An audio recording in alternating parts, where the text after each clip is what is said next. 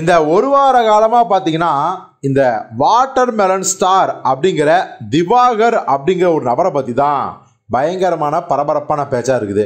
நாம் ஏற்கனவே சொல்லோம், இந்த சோசியல் மீடியா இன்டர்நெட் இதெல்லாம் வந்ததுக்கப்புறம் பார்த்தீங்கன்னா திறமையே இல்லைனாலும் கூட ஏதாவது ஒரு கோமாளித்தனம் பண்ணி நாம் மக்கள் மத்தியில் பிரபலம் அடைஞ்சிடலாம், அதன் மூலம் சினிமா வாய்ப்பை வாங்கிடலாம், அப்படி வாய்ப்பு கிடைக்கலனாலும் நம்மளே உருவாக்கிடலாம் அப்படிங்கிற மாதிரியான கோமாளிகள் உழவிக் கொண்டிருக்கிறார்கள்.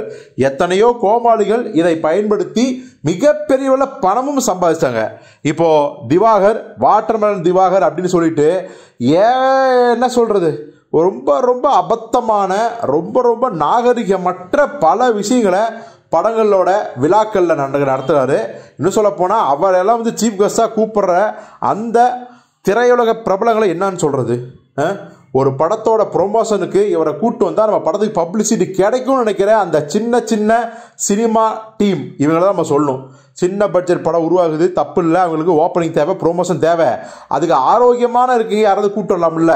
இந்த மாதிரி கீழ்த்தரமான தன்னை பிரபலப்படுத்துவதன் மூலம், கோமாளித்தனம் செய்வதன் மூலம் பெரிய அளவில் நம்ம அங்கீகாரம் பெறலாம் அப்படின்னு நினைக்கிறவங்களை பற்றி இந்த சமூகம் மிகப்பெரிய அளவில் அவமதிக்குது. ஆனால் அதுக்கும் கூட காசு தான் இந்த யூடியூப்னால.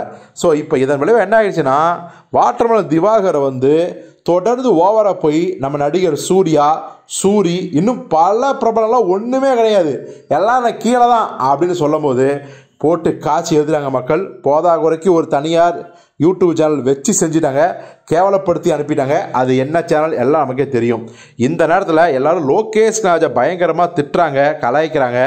என்னன்னா லோகேஷ்க்கு இதுக்கு சம்மந்தம்னு பார்த்தா, லோகேஷ் ராஜ் ஒரு தடவை இவரோட வீடியோக்கு லைக் போட்டிருந்தாரு.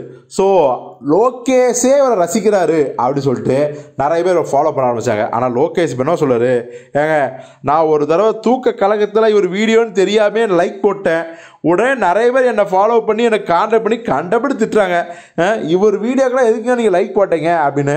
ஸோ நான் இப்போ சொல்கிறேன், தெரியாமல் போட்டுட்டேன், தூக்க கலக்கத்தில் போட்டுட்டேன் அப்படின்னு லோகேஷ் ராஜ் அழாத குறையா இந்த கூலி ப்ரொமோஷனில் இதை பற்றி சொல்லியிருக்காரு. நீங்கள் இதை பற்றி என்ன நினைக்கிறீங்க அப்படிங்கிறத கமெண்ட்டில் சொல்லுங்கள்.